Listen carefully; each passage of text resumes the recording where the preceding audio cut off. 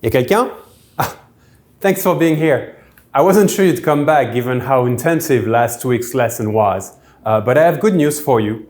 Today's lesson will be a little easier. Maybe that will give you time to go back to the third lesson and give it that extra time. Alright, today we're going to cover our fourth beginner French class. As usual, you can follow along with the full class notes posted below in the description. Also, please don't forget to like this video and subscribe to our channel to help Saint-Esprit make more videos like these. So let's start simple. The days of the week. 7 words. Monday is lundi. Tuesday is mardi. Wednesday is mercredi. Thursday is jeudi. Friday is vendredi. Saturday is samedi. And Sunday is dimanche. Now, we do eat the middle syllable of some of these words when we speak. So I would say lundi, mardi, mercredi, jeudi, vendredi, samedi, dimanche. Again, lundi, mardi, mercredi, jeudi, vendredi, samedi, dimanche. Then we can see the numbers 11 through 30. It's quite simple for this, and the way I explain it, you will be able to use this method to count all the way up to 69.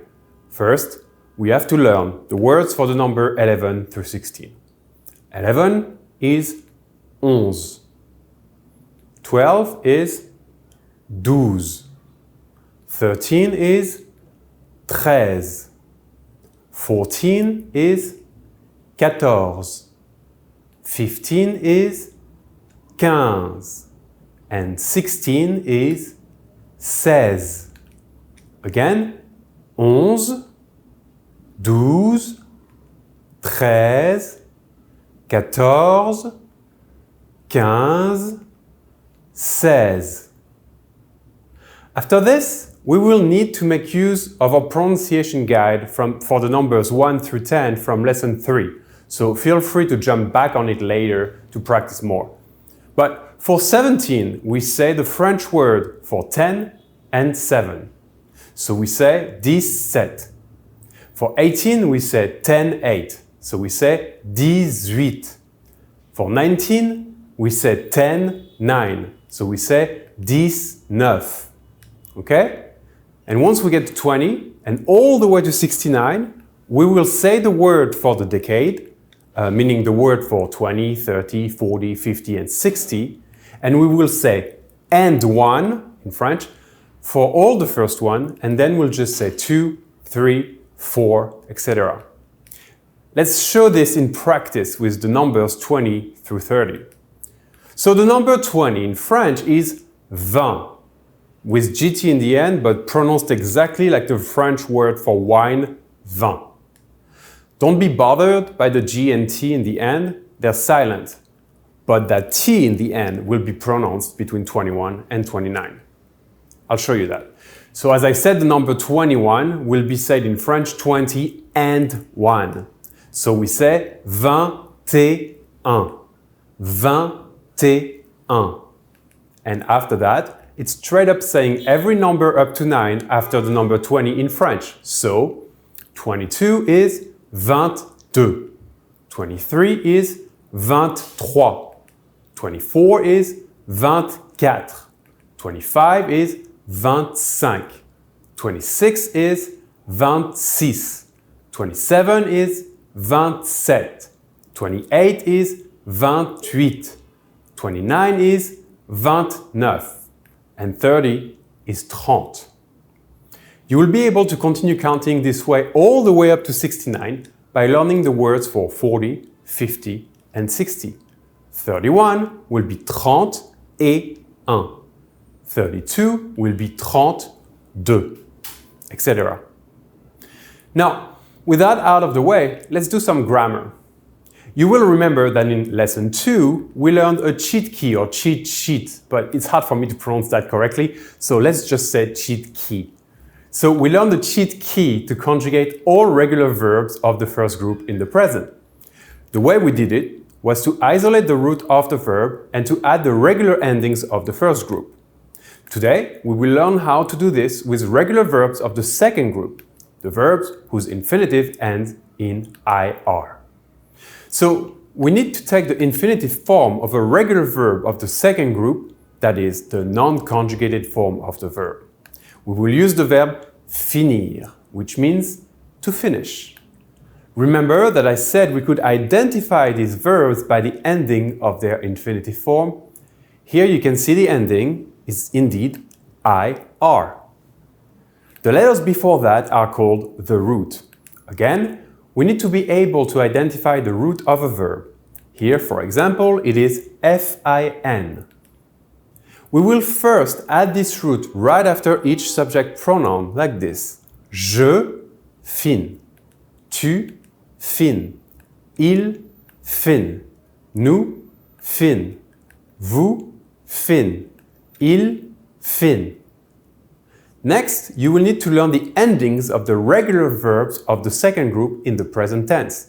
You can repeat this over and over until you know it. That's how we do it in France as kids, as I've said before. IS, IS, IT, ISSONS, ISSEZ, ISSENT. Again, IS, IS, IT, ISSONS, ISSEZ, ISSENT. Now all you have to do is read through it. A quick reminder on that ending ENT at the bottom. When you see the letters ENT at the end of a verb, only a verb, it is silent. Remember that because it will always be there, the third person of the plural. So, with all our pieces together, we can now read our conjugation of the verb finir in the present tense.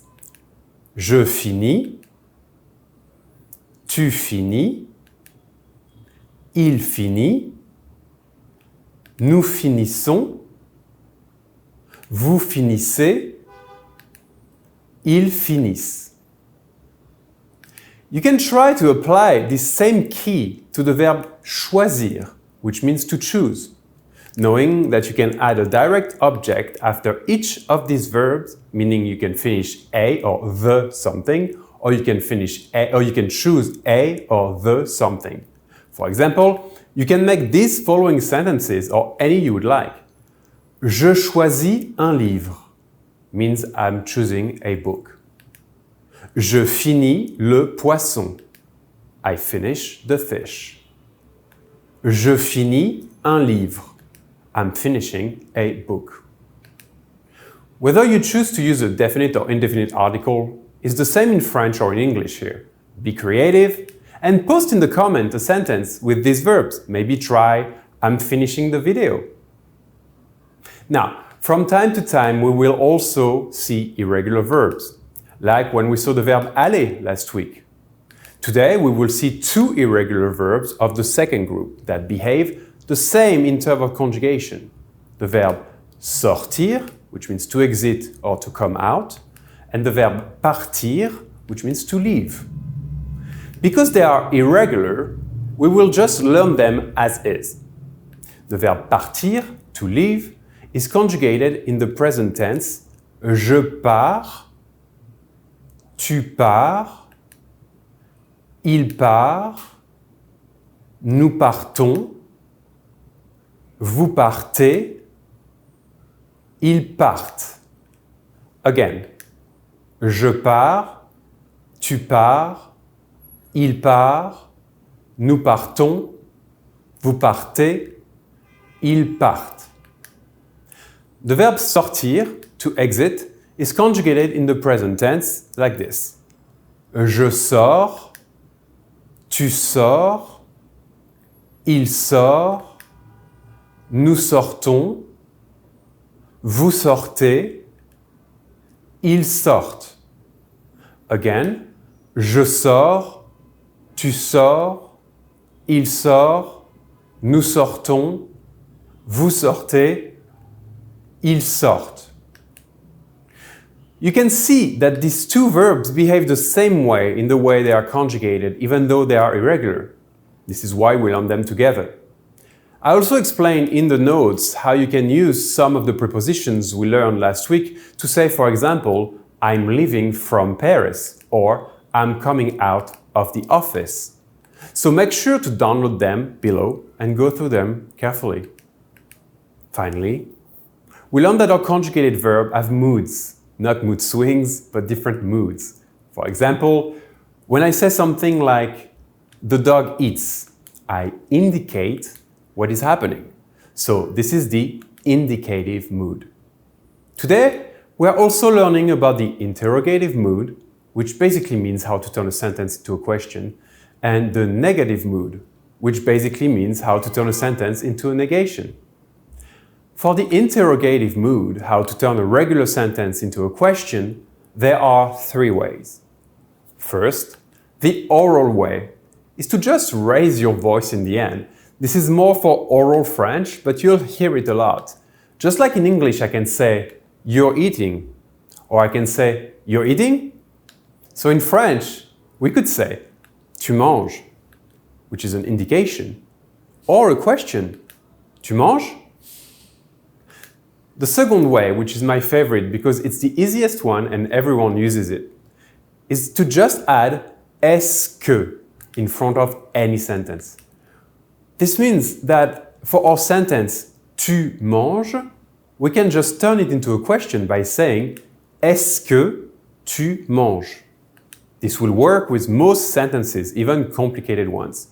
For example, la femme gentille mange une salade verte, which means the nice woman eats a green salad, can be turned into a question, is the nice woman eating a green salad, by simply adding est-ce que in front of the sentence. So we can say, est-ce que la femme gentille mange une salade? Just remember that the word que, Q-U-E, will turn into Q-U apostrophe in front of il, elle, and il-elle plural.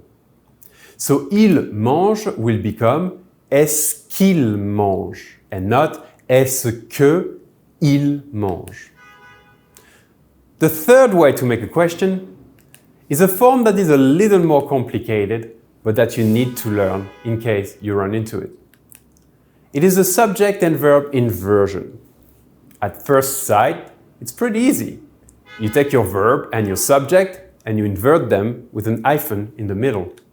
So, you eat, tu manges, becomes manges-tu. Now, there are two things you need to remember about this way of doing it. First, this only works with subject pronouns, meaning je, tu, il, etc. Not Fred, John, or the dog, which are nouns. If you have a noun as a subject of your sentence, you will need to say the noun and then do the subject-verb inversion with the subject pronoun corresponding to that noun. So, let me explain. Fred leaves in French is Fred part. As a question, it cannot be, it has to be Fred part-il and not par Fred. You cannot just invert the subject and the noun. The final bit of this is that if your verb ends with a vowel, you will add a convenience T in the middle of your inversion for pronunciation purposes in the third person of the singular and plural, meaning il and elle and their plural counterpart. Let's not bother too much with that yet. I'll just put two examples right here. Does he have a dog? Becomes a-t-il un chien? Is he eating? Becomes mange-t-il? Can you spot the T's? These are only for pronunciation purposes because our verbs end with a vowel and our subject pronoun starts with a vowel, which makes it hard to liaise. Finally, the negative mood, which is the easiest at this point in the class. You will just need to add two words around the verb, and depending on these two words, you will make different negations. Let's line up our sentence, I eat. Je mange. Now, to say not, you will add around the verb the word ne and the word pas. To say no longer, you will add the word ne and the word plus around the verb.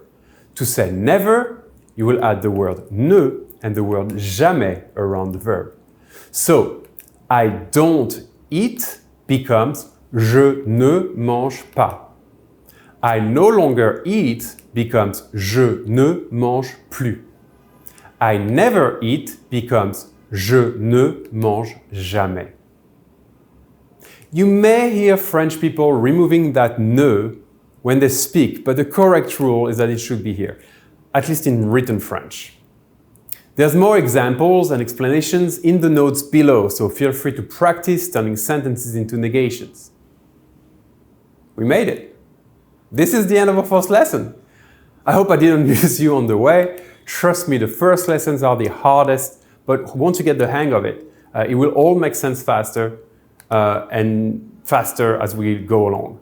In the meantime, don't forget to like this video and subscribe to our channel. And please leave a comment to show me how you can type perfect French sentences already. Have a good one et à la semaine prochaine.